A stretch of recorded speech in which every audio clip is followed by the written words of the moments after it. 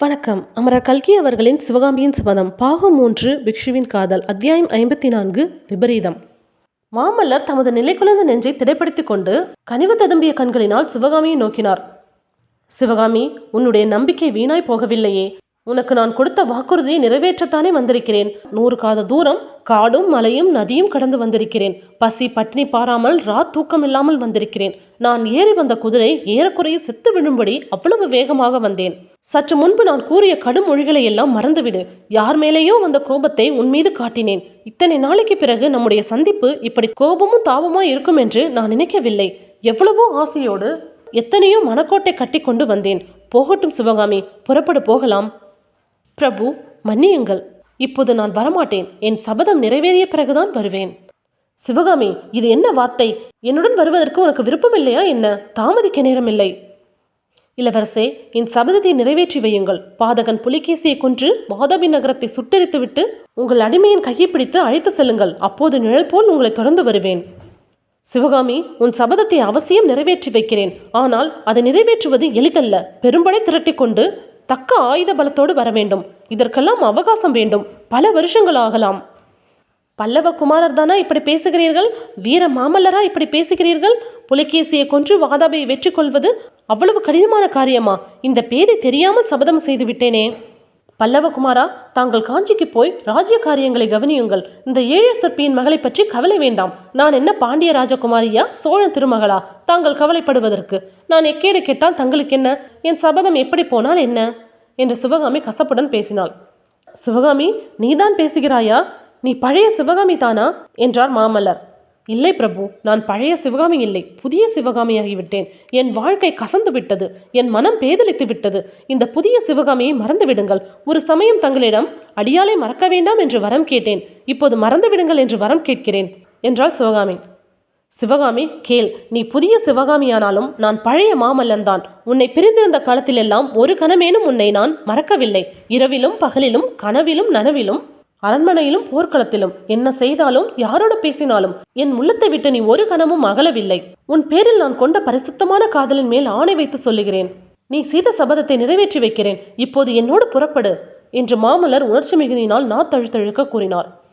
கல்லையும் கனிய வைக்கக்கூடிய மேற்படி மொழிகள் சிவகாமியின் மனதை கனிய செய்யவில்லை. பட்ட கஷ்டங்களினாலும் பார்த்த பயங்கரங்களினாலும் கல்லிலும் கடினமாயிருந்தது அவள் உள்ளம். காதலாம் காதல், காதலும் கல்யாணமும் இங்கே யாருக்கு வேண்டும் என்றாள் சிவகாமி. நிஜமாகத்தான் சொல்கிறாயா? காதலும் கல்யாணமும் உனக்கு வேண்டாமா என்று மாமல்லர் ஆத்திரத்தோடு கேட்டார்.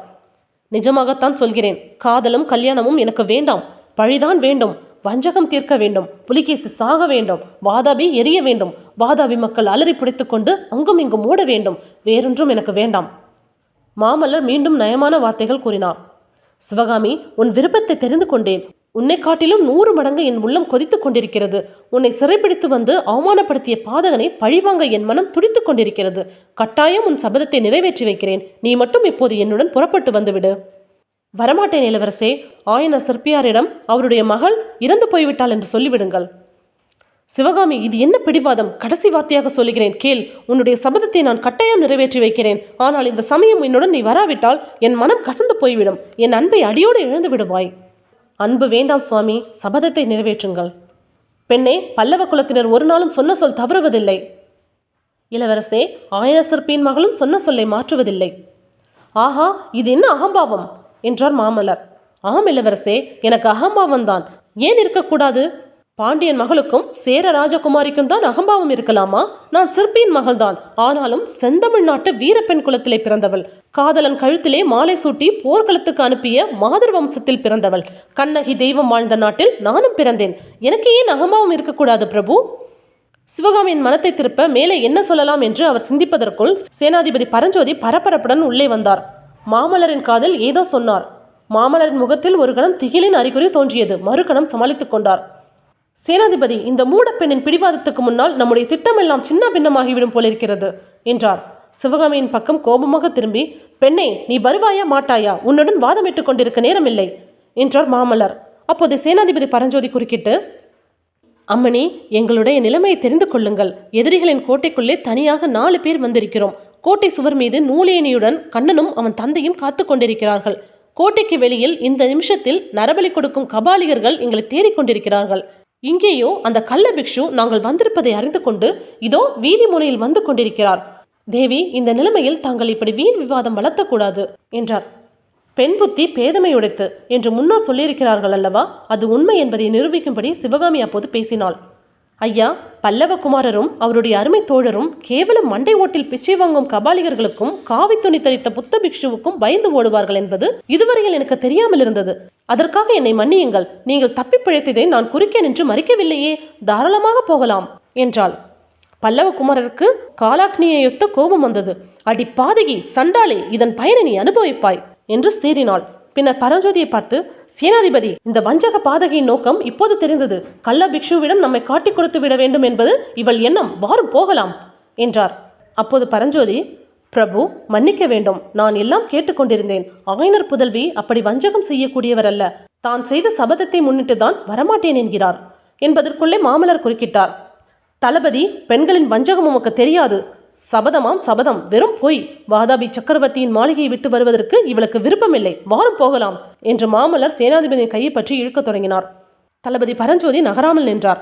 பிரபு, இது நியாயமல்ல. சிவகாமி அம்மையை இங்கு விட்டுவிட்டு போவது பெரும் பிசகு. அவராக வருவதற்கு மறுத்தால் நாம் பலவந்தமாக தூக்கி கொண்டு போக வேண்டியதுதான் என்றார். இந்த வார்த்தைகள் காதில் விழுந்ததும் சிவகாமியின் தேகமெல்லாம் செலுத்தது. ஒரு சமயம் மாமல்லர் தன்னை விஷநாகம் தீண்டாமல் கட்டி காத்ததாக கனவு கண்டதை பற்றி சொன்னது அவளுக்கு நினைவு வந்தது. அந்த கனவு இப்போது மெய்யாகாதா? சேனாதிபதியின் யோசனைப்படி மாமல்லர் தன்னை நெருங்கி வந்து கட்டிப்பிடித்து தூக்கி கொண்டு போக மாட்டாரா என்று எண்ணினாள். ஆஹா, அம்மாதிரி மாமல்லர் செய்திருந்தால் பின்னால் எவ்வளவு விபரீதங்கள் நேராமல் போயிருக்கும். விதிவசத்தினால் மாமல்லர் அவ்வாறு செய்ய மனம் கொள்ளவில்லை. வேண்டாம் சேனாதிபதி, வேண்டாம். இஷ்டமில்லாத பெண்ணை நாம் பலவந்தப்படுத்தி அழைத்து போக வேண்டியதில்லை. இவளுக்கு நான் கொடுத்த வாக்குறுதியை ஒரு சமயம் நிறைவேற்றுவேன். பிறகு இஷ்டமானால் வரட்டும். அதுவரையில் அந்த கள்ள பிக்ஷுவையை கட்டி கொண்டு அழட்டும் என்று மாமல்லர் சொல்லிக் கொண்டிருக்கும் போது சத்ருகனும் குண்டோதரனும் உள்ளே ஓடி வந்தார்கள். பிரபு, பிக்ஷு வீதி முனையில் வருகிறார். அவருடன் வந்த வீரர்கள் பாதி பேர் வீட்டின் கொல்லை பக்கமாக போகிறார்கள் என்று சத்ருகன் மொழிக்குளறி கூறினான். பரஞ்சோதி மறுபடியும் சிவகாமியின் பக்கம் நோக்கி பரபரப்புடன் அம்மா என்றார். வேண்டாம் தளபதி, வேண்டாம். இந்த கிராதகி நம்மை கள்ள பிக்ஷுவிடம் காட்டிக் கொடுக்கத்தான் போகிறாள். வாரும் போகலாம் என்று மாமல்லர் இறைந்து கூறி பரஞ்சோதியின் கையை பிடித்து இழுத்து கொண்டு அம்மாளிகையின் பின்புறமாக விரைந்தார். அடுத்த கணம் அவர்கள் நால்வரும் சிவகாமியின் பார்வையிலிருந்து மறைந்தார்கள். ஹாய் ஃப்ரெண்ட்ஸ், உங்களுக்கு இந்த கதை பிடிச்சுன்னா லைக் பண்ணுங்கள், ஷேர் பண்ணுங்கள், மறக்காமல் சப்ஸ்கிரைப் பண்ணுங்கள். தேங்க்யூ.